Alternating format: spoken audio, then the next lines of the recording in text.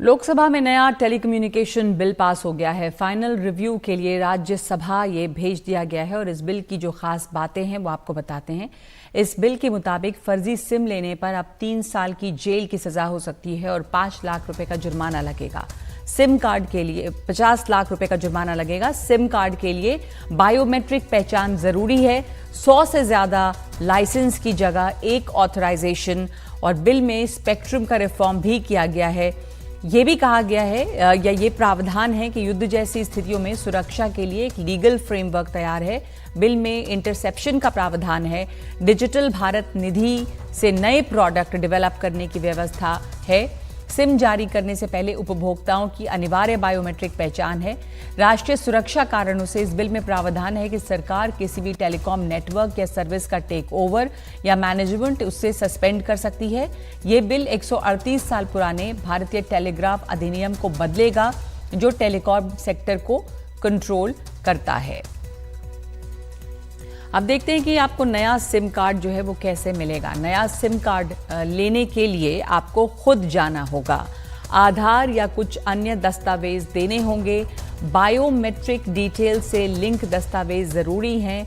आंखों और हाथ को स्कैन करके वेरीफाई किया जाएगा। आधार कार्ड से लिंक मोबाइल पर OTP जाएगा। सभी दस्तावेज की जांच के बाद ही सिम जारी किया जाएगा।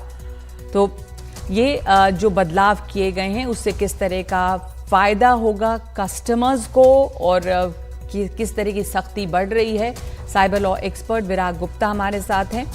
विराग जी, समझाइए हमें कि ये जो अब नई बातें इसमें सामने आई हैं इससे ये पूरे जो बहुत फ्रॉड्स होते थे वो कितना सेफ हो जाएगा। बायोमेट्रिक डिटेल दिया जाएगा, लेकिन अभी भी आधार वगैरह तो सिम कार्ड लेने में पहले भी देना पड़ता था, तो क्या बदलेगा अब इससे? देखिए, इसके पहले जुलाई अगस्त में भी जो मंत्री जी हैं उन्होंने कुछ सिम कार्ड के बारे में तमाम घोषणाएं की थी और एक सरकार ने एक पोर्टल जारी किया है और संचार साथी, और उसमें शिकायतें दर्ज हुई थी। उस शिकायतों के बाद 52 लाख मोबाइल फोन कनेक्शन काटने, 8 लाख पेमेंट ब्लॉक वॉलेट को ब्लॉक करने और 66,000 व्हाट्सएप खातों को बंद करने का ऐलान किया गया था। देश में लगभग 114 करोड़ के आसपास अभी जो मोबाइल सिम कार्ड हैं। अब इसमें जो चार जो बड़े लोग इसमें शामिल हैं, एक टेलीकॉम कंपनी है, दूसरा डीलर हैं, तीसरा मोबाइल हैंडसेट है और चौथा सिम कार्ड है।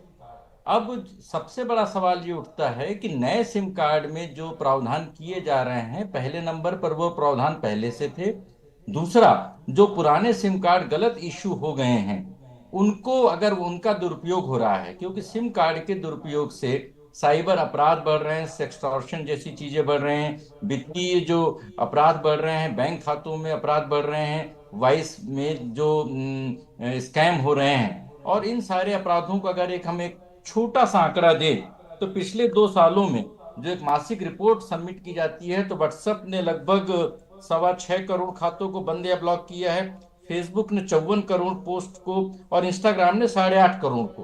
तो प्रश्न इस बात का है कि जो भी मोबाइल से साइबर अपराध करता है उन सारे लोगों के सिम कार्ड का दोबारा जांच क्यों नहीं होना चाहिए?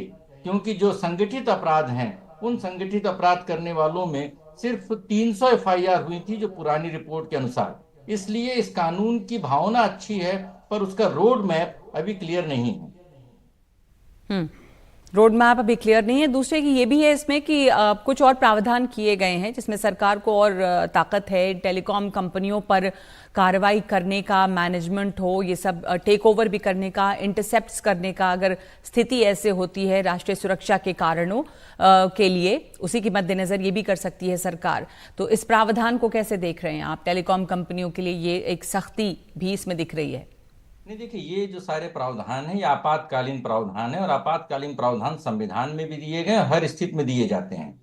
ये चुनाव टाइम में सरकार के पास ये अधिकार होते हैं और कि वो किसी भी गाड़ी का, किसी भी निजी वाहन का अधिग्रहण कर ले चुनावी कार्य के लिए। जी हाँ, तो सरकार के पास अधिकार होते और होने चाहिए, दिक्कत उसमें नहीं है।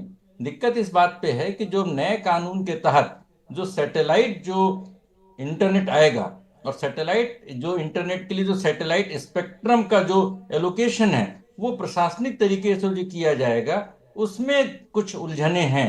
और ये जो विदेशी कंपनियां हैं, जो एलॉन मस्क की जो कंपनी है या अमेजन की कंपनी है, तो वो जो सैटेलाइट इंटरनेट आएगा उस पर भारत सरकार का कितना और कैसे नियंत्रण रहेगा, ये मुझे लग रहा है कि महत्वपूर्ण बात है। और ये महत्वपूर्ण बात जब इस कानून के तहत नियम बनेंगे, उन नियमों से ही जाहिर होगी कि कैसे इन कानून का पालन होगा। जी जी, धन्यवाद आपका विराग गुप्ता बताने के लिए हमें।